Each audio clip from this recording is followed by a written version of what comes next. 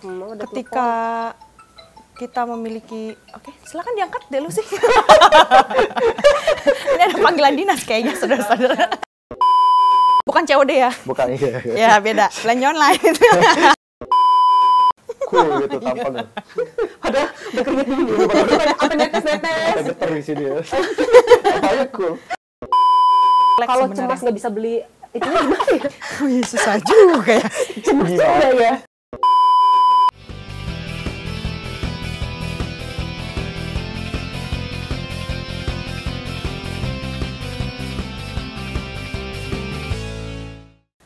Halo teman-teman, welcome to History. Di mana di sini kita akan membahas cerita tentang cerita saya, cerita dia, dan cerita kita semua. Yeay.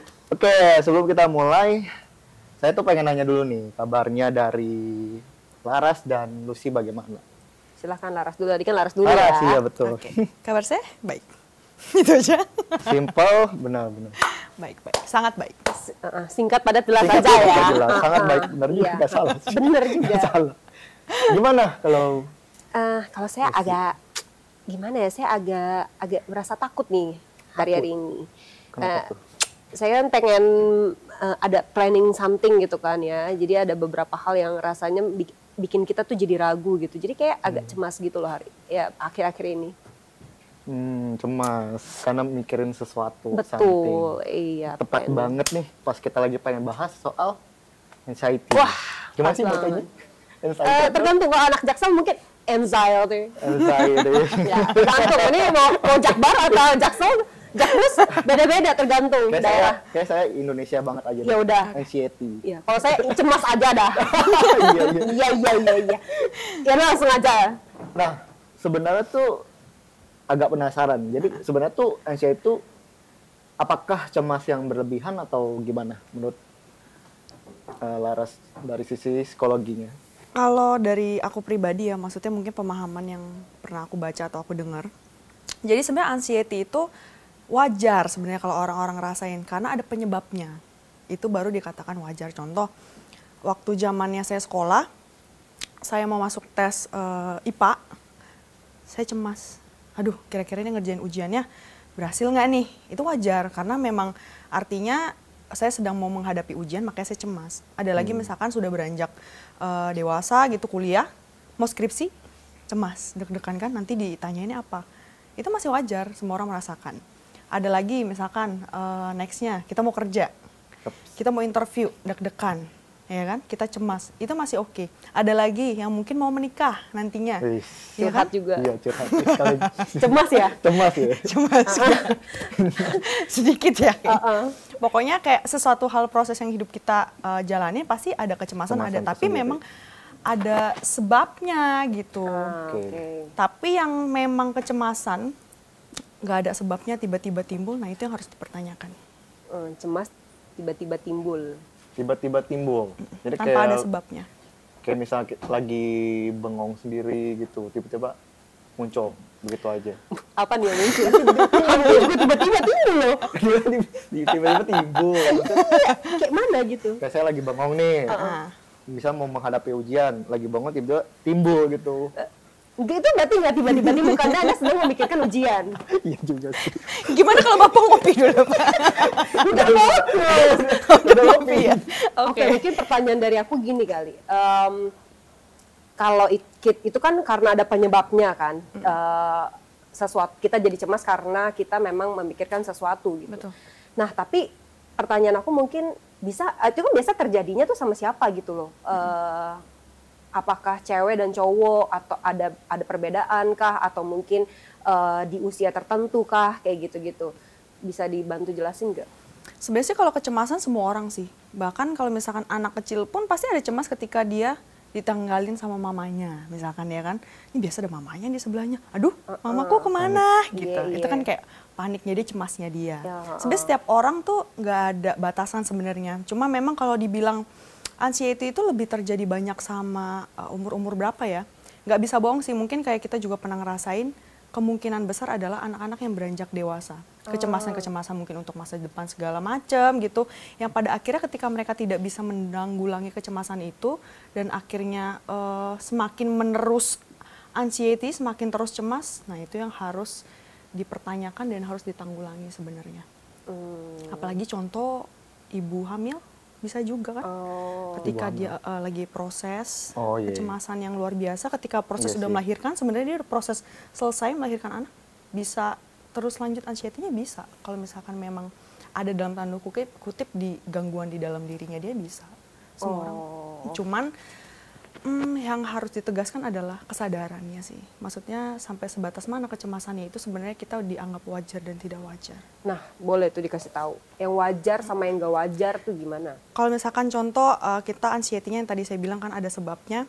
Kita kan mungkin ya secara physically kita bisa lihat mungkin keringetan gitu kan, deg-degan kalau ketemu orang misalkan. Mau ujian gitu kan suka keringetan kan, dan jantungnya berdebar, apalagi kalau ya gitulah. Pokoknya hal-hal secara neuro yang kita rasain lah secara fisik. Oke.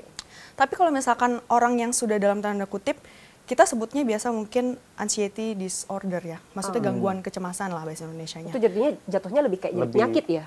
Iya, betul. Pembahasan psikologis ya? Jadi gangguan kecemasannya itu bisa dikatakan sebagai gangguan adalah ketika udah sampai sulit tidur. Itu nggak sehat banget. Udah sampai insom banget, sulit tidur. Terus juga bisa juga seseorang itu pada akhirnya mengganggu aktivitasnya sehari-hari. Bisa tiba-tiba nggak fokus. Nggak fokus. Terus pada akhirnya dia juga istilahnya dalam lingkungan sehari-harinya dia itu gimana sih rasanya tuh jadi orang yang cemas. Jadi nggak ada apa-apa tiba-tiba lu ngerasain kayak Ketakutan gitu. iya, ketakutan sendiri kan. Parno itu, ya, itu istilah kan awamnya ya? sangat-sangat mengganggu aktivitas juga kan. Nah itu yang sebenarnya harus ditanggulangi. Mungkin lebih banyaknya itu gangguan tidur sih sebenarnya banyaknya. Sampai istilah kata hidupnya kagak santuy, nggak relax gitu. Ada ya. gangguan bapaknya? Nggak relax. Ya, tapi gue nggak anxiety. Tapi bisa Oh, juga. okay. Maksudnya kalau kita bicara itu insom bisa aja. Kadang orang insomnia itu kebanyakan kafein bisa juga. Iya sih. Terlalu 2 banyak kali sehari kopi, sih. teh bisa juga. Oh, tapi ya ada pertanyaan nih. Kecemasan tuh ada baiknya nggak sih? Ada keuntungannya nggak sih kalau kita cemas itu? Kan cemas itu selalu identiknya negatif ya, buruk dan maksudnya kurang baik lah dan segala macam. Tapi ada positifnya nggak sih kalau cemas itu? Pasti ada. Apa tuh? Kita manusia normal, kita seharusnya mengekspresikan diri kita. Dulu kita diajarin waktu TK mungkin ya, kita dikasih gambar nih, kalau marah tuh mukanya seperti ini, kalau orang sedih mukanya seperti ini. Artinya pengekspresian diri, sebenarnya orang itu harus tahu pengekspresian diri seperti apa. Ketika dia cemas pun ekspresinya seperti apa dia harusnya tahu. Justru yang bahaya kalau dia nggak tahu kalau dia cemas. Gitu kan. Kalau dia nggak tahu dia cemas. Oh, Iya loh. bisa gitu ya? Ya bisa dong, pasti. Kadang kalau itu nanti bicaranya agak beda nih. Itu adalah gimana seseorang tidak mengenal pribadinya, pengekspresian dirinya tuh nggak bisa, itu ada juga. Tapi kalau dalam tanda kutip kecemasan itu ada positifnya atau enggak, itu pasti ada. Karena semua orang harus mengalami yang namanya proses dalam hidupnya, pasti dong. Kalau misalkan dia nggak bisa ngerasain cemas, ada tanda tanya juga. Setiap orang itu pasti nggak mungkin nggak pernah ngerasa cemas. Tapi kalau orang bisa bilang kayak dia nggak cemas, kayak nggak mungkin sih. Pasti ada poin positif ketika dia bisa merasakan ekspresi itu. Jadi ketika kita bicara tentang cemas, positifnya adalah oke, dia mengerti bahwa pengekspresian kecemasan diri dia itu seperti itu. Oh iya, wajar loh cemas itu. Jadi buat teman-teman mungkin yang ngerasa cemas kayak, gue nggak boleh nih cemas, ya enggak. Maksudnya kadang kita juga perfeksionis ya. Denial kan jadinya kan, Jadi malah jadi gue nggak aneh mau kelihatan kan. gue cemas, ya enggak. Itu wajar kok, semua manusia boleh ekspresiin kecemasan kalian seperti apa. Tapi balik lagi tadi, jangan sampai gangguan kecemasan itu terus berlanjut tanpa sebabnya.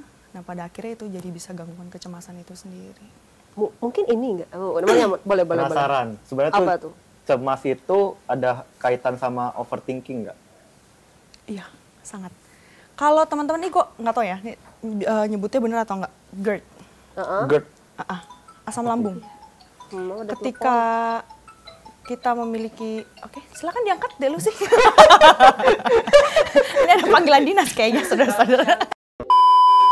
Pasti dong, orang-orang overthinking itu kan karena pemikiran yang terlalu berlebihan, menganggap bahwa orang-orang akan memikirkan hal seperti apa tentang dia. Penilaian orang-orang tentang dia, kebanyakan kayak begitu. Nah, itu salah satu gangguan mungkin secara fisiknya juga, dari GERD juga itu bisa. Jadi kayak asam lambungnya naik.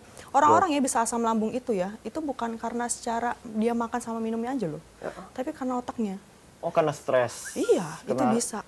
terlalu cemas gitu ya. Makanya gini, kita tuh selalu dibilang kayak hidup makanya dibikin happy aja, semuanya dibikin seneng Tapi kan tak gitu semudah kan. itu. Iya, tapi tidak semudah itu Ferguson. Tapi pada kenyataannya ada makna di balik itu. Iya, iya, Kalau iya. misalkan kita bukan masalah makan minum kita jaga, tapi kalau secara pikirannya kita enggak, itu semua penyakit di dalam diri kita itu semua pasti akan muncul. Gitu. Sebenarnya kan tadi kan Laras sendiri bilang kalau tanda-tanda secara fisik, misalnya kayak keringetan atau mungkin Jantung gemeter. berdebar. Nah, kalau misalnya tanda yang non fisik, kira-kira kita bisa tahu nih kayak orang ini sebenarnya lagi cemas gitu. Bisa kelihatan nggak sih sebenarnya? Kalau misalkan kita bisa ngelihat orang-orang tandanya misalkan non fisik ya, Non fisik. agak susah sih sebenarnya. Karena kan itu bicara tentang psikologis ya. Tapi mungkin kalau kita bisa melihat orang secara generalnya adalah, kalau bisa tahu kalau misalkan dia cemas, ya itu kan mungkin tadi balik lagi ketika dia terganggu dalam kehidupan sehari-harinya, bisa aneh loh. Itu kadang kayak gangguan kecemasan tuh ada contoh ya, maksudnya bisa bercabang dalam artian kita punya temen yang mau kunci pintu itu bisa diulang berkali-kali. Oh, Tahu kan? iya iya iya. Bisa cuci tangan berkali-kali. Ya, itu Itu ada yang ada secara ya, berulang. benar-benar. Kalau itu tuh Artis istilahnya kalau juga. dari catatanku ya, itu OCD. Jadi dia melakukan oh iya, pernah dengar. ya, iya, iya. bukan COD ya. Bukan iya. Ya beda, belanja online. Masuk merek nih. Oke, terus OCD. berikutnya ada juga misalkan PTSD. Apa Jadi itu? post traumatic apa sih, gue lupa namanya, disorder lah pokoknya belakangnya tuh. Jadi intinya di mana, contohnya kadang orang-orang yang tinggal di daerah perang, kadang mereka tuh gugup tuh denger suara dikit kayak gitu tuh ada. Oh iya iya. Benar. Maksudnya, Pemicunya suara. makanya kalau kita bahas tentang anxiety tuh, aduh merambahnya Luas bisa ya? banyak banget. Makanya kalau teman-teman sekali lagi ya, kalian udah ngerasa cemas yang masih biasa, ya oke lah semuanya. Tapi kalau emang udah sampai mengganggu sangat, itu harus bener-bener. Tapi kadang PR-nya adalah kesadarannya itu ya. Kadang kita kurangnya pemahaman tentang gangguan kecemasan, makanya kita suka nggak tahu tuh kita gangguan kecemasan atau enggak ya. Soalnya sedikit sharing, waktu itu ada teman kita juga, dia itu pernah datang terus tanya ke gue gitu kan, istilahnya, oh ya tadi PTSD itu post traumatic stress disorder teman-teman ya. Jadi gangguan mental yang terjadi pada seorang karena mengalami kejadian traumatik gitu. Apalagi yang fobia juga sama, itu kan kecemasan kan, fobianya kecoa, lingkungan tempat yang Tempat ruangan sempit, gelap, tempat sempit. gelap, Nah, iya, itu kan kecemasannya bisa akhirnya timbul tuh secara fisiknya kan. Termasuk kayak takut tinggi itu. Ah, itu bisa juga. Jadi kalau takut banyak kehilangan banget. dia, Yes. Itu berat. beda ya. Berat. Next. Tolong jangan Lanjut, curhat, lanjut. nanti beda podcast ya. lanjut. Terus selanjutnya teman itu sharing, sebenarnya agak lumayan kaget, jadi tipe anaknya memang agak pendiam. Terus aku bilang kayak, sejauh mana kok kamu bisa ngeh gitu kalau kamu tuh gangguan kecemasan. Anaknya lumayan cukup pintar gitu ya, seorang wanita. Awalnya aku pikir kayak, oh ya udahlah mungkin dia kayak cemas biasa, tapi dia bilang, Kak ini enggak. Ini udah sampai ganggu tidur gue, hari gue keganggu. Gue bisa yang kayak takut misalnya tiba-tiba orang tua gue meninggal lah. Gue bisa yang kayak takut ntar gue kehilangan temen gue atau kayak gitu loh. Pikiran-pikiran yang sebenarnya, ngerti gak sih, belum tentu terjadi juga istilahnya. Dan saat ini gak terjadi sama lu, itu cuma pikiran-pikiran ke depannya yang ada di dalam diri lu sendiri gitu. Ketakutan, entah takut gue punya penyakit gak ya, punya penyakit cancer gak ya, atau gue punya penyakit apa gak. Kadang orang kayak gitu kan. Dan bahayanya adalah ketika kalian apalagi melabelkan diri kalian punya sakit gitu ya. Terus ternyata enggak, kan bahaya juga. Yang aturan enggak sakit jadi sakit. Cuma memang bersyukurnya yang temanku ini yang cewek, karena dia tahu udah sampai gangguan tidur lah. Pokoknya intinya dia ngerasa karena gangguan tidur itu parah banget, bener-bener ganggu. Jadi dia nggak bisa kerja. Akhirnya dia ke psikolog pastinya, supaya ditanganinya seperti apa. Karena kita nggak pernah tahu. Kalau kita bicara tentang psikologi itu, anak umur di atas 4 tahun itu sudah punya daya ingat. Kalau kalian pasti punya nih. Memori ya? Memori-memori yang kayak, ngerti kan? Misalkan ketika mama lu kasih lu mainan, atau lu ingatan-ingatan lu pernah diajak kemana, cuman agak-agak buram gitu dalam ingatan. Karena sebenarnya itu ketika anak udah umur 4 tahun ke atas itu, dia sudah punya traumatik, udah punya ada gambaran walaupun samar-samar. Makanya kalau untuk punya anak itu harus dijaga sekali. Karena pasca dia ketika udah umur 4 tahun, ke atas lah sampai TK itu hal-hal yang benar-benar harus dijaga banget gitu. Jangan sampai nanti gedenya tuh ketika dia ngelakuin ada ngerasa kecemasan, dia jadi nggak tahu kayak oh itu cemas ya. Sebenarnya karena ada traumatiknya sendiri pun dia nggak tahu. Makanya itu perlu ke psikolog. Kalau psikolog itu kan mungkin diolah kan. Kadang ketika kita datang ke psikolog ya, kadang bukan kita doang yang diobati. Bisa aja orang tuanya sebenarnya jadi penyebab persalahan. Makanya bisa juga orang tuanya malah yang di terapi, itu ada juga. Jadi kayak dicari dulu akar permasalahannya. Sumbernya. Oh ya sumbernya iya. Benar-benar. Gitu. Jadi nggak menutup kemungkinan ketika kita datang ke psikolog, misalkan emang benar-benar gangguan kecemasan, yang dikonselingnya bisa satu keluarga. Iya sih, Benar Kayak sih, gitu, dicari akar kebanyakan. sumbernya. Iya, kadang nggak datang dari diri sendiri, kadang dari lingkungan dan Betul. orang sekitar ya. Jadi bisa terbentuk dari traumatik dari masa kecil justru ya. Kayak kita dengar berita aja kan sering kan, Bisa bikin cemas seseorang sih. pada cemas karena dibully, kan ada juga kan. Anak-anak sekolah jadi dia nggak mau sekolah segala macem. Jadi takut. Karena pernah dipukul apa segala macem. Nah itu kan harus ditanganin. Karena kecemasannya itu istilah kata sudah mengganggu kehidupannya, ya bukan salah dia juga sih kan. Karena dia perlakukan nggak baik, pada akhirnya kan jalan satu-satunya udah harus diobatin. Cari jalan keluarnya seperti apa supaya masa depannya kan bisa tetap berjalan dengan baik. Ya sebenarnya kan kayak lucu nggak sih kalau misalkan kan tadi kan dibilang kalau semua orang semua umur tuh normal punya yang namanya kecemasan. Itu kan naturalnya manusia Proses hidup ya. ya. Naturalnya manusia punya sifat yang namanya cemas gitu. Tapi kan maksudnya seharusnya cemas yang normal itu kan seharusnya mendatangkan kebaikan. I mean kayak Ya, gini. yang positif ya. Kalau misalkan kita lagi berkendara, kita kan harus hati-hati dong. Hati-hati. Betul. Tapi rasa cemasnya kita kan biasa takut orang tiba-tiba keluar dari gang, ya kan? Takut ada yang Takut ada Ini yang kayak curhat jambret. pribadi nih. Enggak. Tapi sering ngalamin. Takut ada yang jambret, terus takut Iya, ada yang apa gitu dan segala macam. Itu kan bisa menimbulkan kecemasan. Tapi kan Benar. kecemasan itu membuat kita itu Waspada jadi ya. jadi Aware ya. berhati-hati gitu maksudnya. Jadi harusnya mungkin kecemasan yang normal itu bikin kita itu sebenarnya harusnya jadi lebih aware. Alarm sih. Atau jadi kayak bikin kita itu oke, kalau nanti begini kan cemas nih, kalau nanti begini kan cemas kan biasa gitu kan, kalau padahal belum tentu terjadi, Betul. tapi kan udah dikalau-kalauin dulu. Dibayangin apa yang terjadi di masa depan yang di pikiran kita doang. Iya, dan yang pasti yang buruk-buruk kan, nggak mungkin yang baik bikin cemas, ya kan? Ya kan, pasti yang buruk kita udah mikirin hal-hal buruk dulu, terus abis itu jadi cemas. Tapi kan harusnya kecemasan yang normal itu kan membuat kita jadi lebih berhati-hati ke depannya. Oh, supaya gue nggak diserempet motor atau mobil lain, ya gue berkendara lebih berhati-hati gitu kan. Oh, supaya nggak dijambret, ya mungkin nggak bawa barang-barang yang gimana atau apa, Taruh di depan.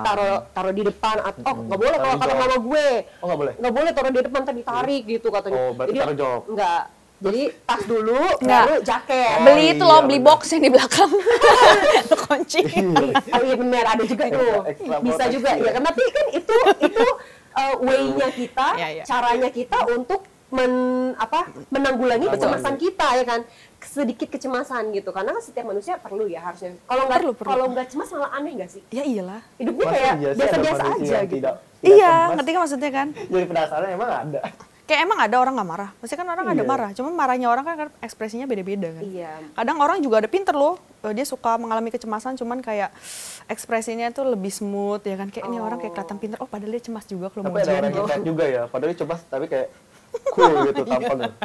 Padahal berkeringat dulu, apa netes-netes. Ada getar di sini ya. Apanya cool, Sorry. cemas banget. Terus kalau misalnya saya bicara tentang itu kan penanganan psikologi kan harus ke profesional kan. Iya betul. Kalau dari sisi Lara sendiri, apakah ada penanganan yang simple yang mungkin kita sendiri bisa praktekin untuk ngatasin kecemasan? Nah, Ada boleh tuh. mungkin hal-hal yang prakteknya kali ya yang bisa kita lakuin awalnya. Boleh. Aku ada bikin juga ada beberapa catatan. Salah satunya cukup tidur. Itu penting banget. Cukup tidur. Ya. Nah, bagi yang mengalami insomnia ya tolong kafeinnya dikurangin karena membatasi konsumsi kafein itu juga. sangat penting dan jangan minum alkohol.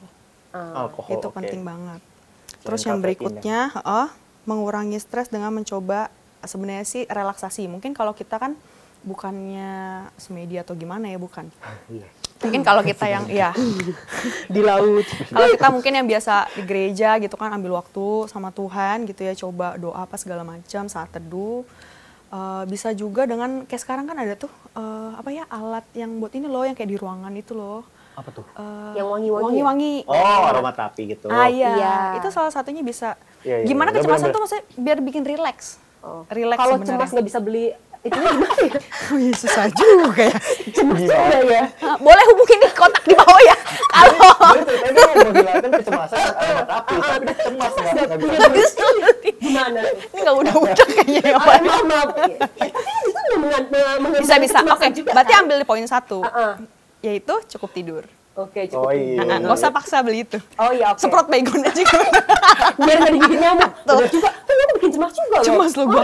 Gue Kena nggak suka malaria. main nyamuk. Iya, dia mah. Kacau. Apa sih ini bagus? Back to laptop. Oh, back to laptop, iya. Nyamuk bersin-bersin dia diomongin. Oke, lanjut. Terus Penanganan melakukan simpel. aktivitas fisik, Yap. yaitu olahraga. Itu penting kan supaya kayak aura-aura negatif, hal negatif gitu kan.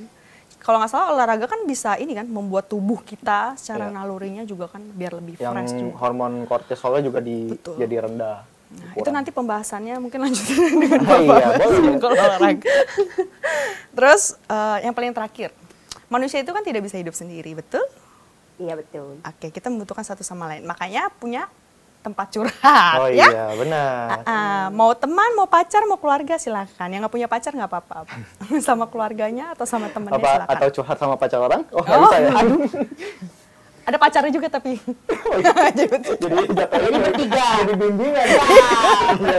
Oke. Saya ngerti maksud Anda soalnya. Jangan contoh ya. Iya, iya. Kebanyakan sih itu. Oh. Karena sebenarnya kecemasan seseorang itu kan terjadi karena dia stres juga kan. Ya itu harus bisa diungkapin lah. Yang tadi aku bilang, makanya positifnya kan manusia itu sebenarnya harus bisa mengekspresikan. Karena dari kecil kan juga kita diajarin kan buat ngekspresiin diri seperti apa. Nih kalau misalkan kejadiannya udah nih, dia udah ke psikolog, dia tahu nih cemasnya itu udah di atas level, jadinya jatuhnya udah disorder, jadinya udah penyakit Udah gangguan. psikis misalkan gitu. Dia udah ke psikolog, dia udah minum obat bahkan, terus dia udah jalanin semua tuh, tidur pakai aromaterapi, udah curhat, udah olahraga, udah coba alihin perhatian mungkin dengan aktivitas lain dan lain sebagainya, tapi masih cemas. Tapi masih ada rasa itu terus menghantui pikiran-pikiran yang dia cemasin. Itu gimana ya baiknya ya? Agak bahaya ya sebenarnya. Iya, kayak Kalau- semua udah dilakuin tapi kayak dia masih cemas. Iya, Sulit karena juga kita ya. sampai mentok tuh. Kadang-kadang Iya. manusia kan begitu banyak dia di dunia ini. Ada yang baru cemas dikit bisa sembuh, ada yang tengah-tengah udah sembuh, ada yang juga berlanjut sampai bahkan sampai mentok dia ngerasa Iya, tapi benar-benar melengkapi apa yang Lucy tanya tuh. Saya tuh ada temen yang memang dia cerita tuh kecemasan dia tuh kayak continue. Bisa sampai 6-7 tahun itu apa yang dia cemasin di masa lalu dicemasin juga di masa kini sampai kayak ke bawah. Dipikirin juga apakah akan terjadi lagi gitu. Benar sih. iya 6-7 tahun itu jangka waktu yang cukup lama banget Itu loh. lama-lama udah bukan ke psikolog lagi. Jatuhnya lama-lama bisa ke psikiater sebenarnya. Karena kalau misalkan kita bilang udah sampai minum obat lah, itu kan kebanyakan udah, ya menanggulangi udah akuin. kecemasannya ya. Terus udah sampai ke profesional gitu ya. Nah itu agak sulit juga. Kalau misalkan udah sampai ke profesional kan berarti artinya memang dia sudah ada gangguan, sudah dikasih obat. Artinya memang sudah dipatenkan bahwa oh ini orang sakit nih. Nah kalau sakitnya terus berkelanjutan, ya udah bukan harus ke psikolog lagi, jatuhnya pasti ke psikiater. Apalagi kalau udah bisa bicara tentang obat ya. Obat itu maksudnya buat pengalaman dan informasi juga. Kalau psikolog itu hanya menerapi biasanya, terapi seseorang. Tapi kalau sudah namanya obat itu ke psikiater. Psikiater. Makanya bedanya psikolog sama psikiater seperti itu. Kalau udah sampai minum obat sampai nggak sembuh juga ya udah. Nanti di ruangan yang berbeda. Penanganan bener-bener ya, super khusus ya. dan sedikit sharing Sulit juga, juga sih. kadang-kadang orang-orang yang mungkin dalam tanda kutip udah ke psikiater, artinya kan mereka mungkin nginep lah mungkin beberapa bulan atau beberapa minggu ke tempat rumah sakit gitu ya. Itu terkadang orang bisa sembuh ada. Ketika dia pulang sakit lagi nih bolak-balik. Kenapa itu bisa terjadi? Itu pernah saya diinfoin karena kebanyakan pemicunya di keluarga. Jadi sebenarnya di tempat rumah sakit ini udah enjoy nih, udah enak banget. Karena kan dia Iya, diterapi dengan begitu luar biasa di psikolog, di psikiater, ada teman-teman juga yang penyakitnya sama, gitu. Akhirnya balik ke rumah, ya sebenarnya rumahnya itu yang jadi toksik buat dia. That's why tadi Laras juga bilang kan, bisa jadi akarnya juga harus ketemu nih, biar diberesin langsung. Makanya kenapa Bener juga perlu sih. banget Tadi gitu. bahasa itu. Banyak loh, maksudnya ke psikolog itu nggak cukup 1-2 kali itu ada. Karena mengulik traumatik itu yang kita nggak pernah tahu. Apalagi dalam tanda kutip ya, traumatik yang bener-bener dia alami waktu kecil yang kita nggak tahu gitu. Wah itu susah banget. Apalagi kan dari kecil sekarang misalnya udah menikah, itu kan sinkronisasinya jauh banget gitu kan. Itu harus dikulik sampai sedemikian. Tapi mungkin pemicunya yang tadi, yang pertama mungkin bukan dari dia, tapi dari orang lingkungan lain. atau Betul, orang lain. bisa Mungkin keluarga. Tapi ya kan? mungkin satu sisi juga, kitanya juga mikir gak sih, kayak hidup tuh udah ada yang atur gitu loh. Kayak lebih berserah aja maksudnya. Jadi kita boleh cemas, tapi berlebihan juga ya udah, kalau udah terjadi ya mau gimana gitu kan. Tapi maksudnya mungkin lebih legowo gitu loh sama hidup. Udah ada yang atur, udah ada yang tahu, catat segala sesuatunya, udah tahu. Jadi gak perlu kita tuh, lu tuh nggak sendiri gitu loh, maksudnya yang punya beban berat tuh nggak lu sendiri. Jadi Iya sih, betul. jangan direnungin kayak berpikiran bahwa ya udah yang paling berat hidup ini masalahnya adalah gue gitu kan. jangan kayak gitu terus kali ya. Mungkin itu salah satu, bisa nggak sih jadi alternatif gitu loh, berpikir jadi cara pikirnya tuh diubah. Jadi jangan kecemasan yang jadi fokus, tapi rubah kalau hidup ini tuh udah ada yang atur gitu. Sebenarnya statement Deleuze itu benar-benar banget bagus. Gimana ketika seseorang gitu ya, kita udah mentok nih sama kehidupan kita kan balik lagi pasti ke Sang Pencipta, benar gak sih? Ke Tuhan sendiri, pasti baliknya ke sana. Karena dia sumber yang bikin kita tenang. Gak bisa dijelasin secara logika, ya kan? Emang matematika gitu, dijelasin ada rumus segala macam. Ini nggak bisa, karena ini rasain kayak kita nih ngerasain dingin saat ini, karena kita ngerasain dinginnya gitu, sama kan, tentang kayak kita hubungannya ke Tuhan. Mungkin itu yang jadi sumber ketenangan kita kalau kita punya masalah. Tapi sebenarnya ada satu hal, mungkin bagi teman-teman yang luar sana yang memang punya lingkungannya balik lagi, lingkungannya toksik, bisa bayangin nggak? Ini orang udah benar-benar nih ya, punya komunitas mungkin di luar sana yang baik, tapi balik lagi di rumah atau lingkungan keluarganya gitu ya, atau lingkungan sekitarnya dia tuh toksik. Nah itu tuh perang banget. Makanya sebenarnya teman-teman, kita itu hidup itu kan punya pilihan ya. Kalau kita memang ngerasa ada satu tempat yang benar-benar bikin kita cemas, bikin kita malah jadi banyak traumatik, banyak gangguan, ada kalanya terkadang kita harus keluar dari zona nyamannya kita. Kita itu apalagi khususnya ya, maksudnya ini saya bisa bicara kayak gini untuk orang-orang yang memang sudah dewasa, yang sudah bisa mengambil keputusan. Kalau memang kalian ngerasa keluarga kalian yang membuat kalian sangat-sangat stres, sangat-sangat depresi, bikin kalian cemas, ya mungkin kalian bisa ngambil waktu gitu kan untuk bisa ambil waktu sendiri dulu.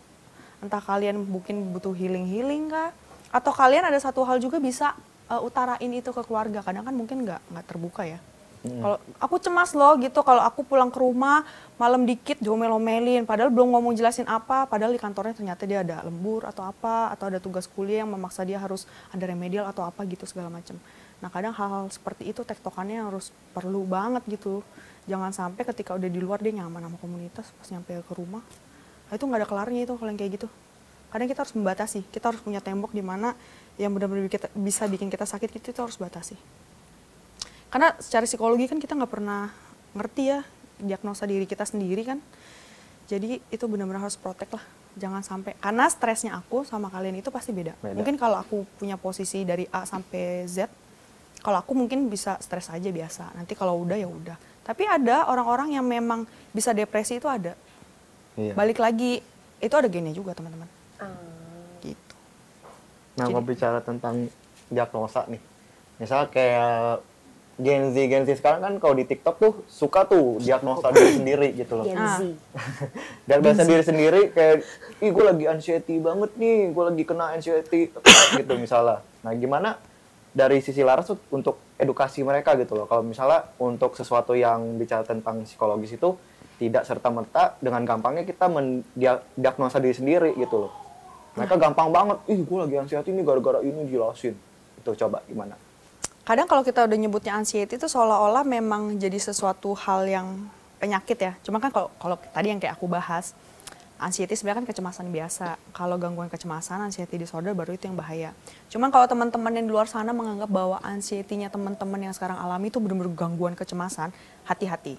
Mulut kita, doa kita. Bener gak sih? Yang aturan kita nggak sakit, kita lama-lama bisa sakit. Apalagi yang bahaya mungkin bukan sakit secara psikologis, bahkan bisa fisik juga. Kadang ada orang ya, misalkan pusing nih palanya. Aduh, gue pusing, jantung gue berdebar. Karena lu nya sendiri udah kayak, enggak, aku tuh bukannya sakit fisik, aku psikologi. Karena gitu kan istilahnya. Itu bahaya banget. Jadi gini lah istilahnya, kalau kita bicara tentang bullying juga ya, misalkan kayak kalian ada yang dibilang kayak, dasar lu pemalas misalkan gitu ya. Kita nggak suka kan, itu label buat kita. Nah gimana ceritanya kalian melabelkan diri kalian sendiri kalau kalian sakit? Jangan main-main tentang hal itu gitu. Iya, benar-benar. Gitu. Cemas boleh, tapi jangan nge-labelin diri kalau kita dengan tuh gampang. Cemas betul. gitu ya. Ya, apa-apa langsung, gue anxiety nih, gue kena panic attack. Sih.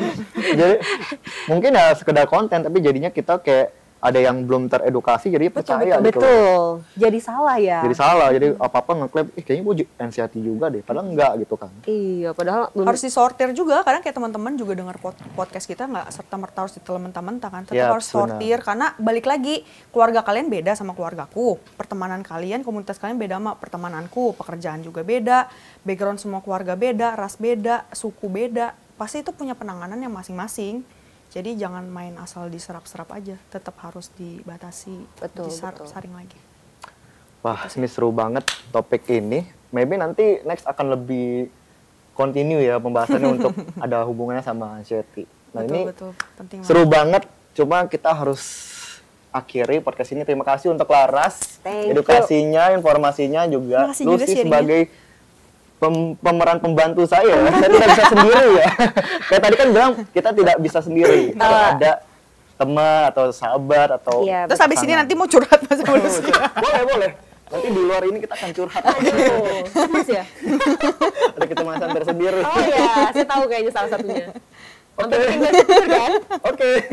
Ditutup dulu. Oke. Thank you banget ya, Thank you. dan Lucy. Dan untuk teman-teman, kalau misalnya teman-teman butuh banget nih yang namanya konseling, atau mungkin pengen sekedar cerita aja, pengen kayak tahu nih apakah teman-teman sendiri juga ada anxiety tersendiri atau tidak, ya kan? Kalian bisa sekali kita layanin dengan kalian itu klik link di deskripsi video kita. Sampai jumpa lagi teman-teman di history berikutnya. Bye. Bye-bye.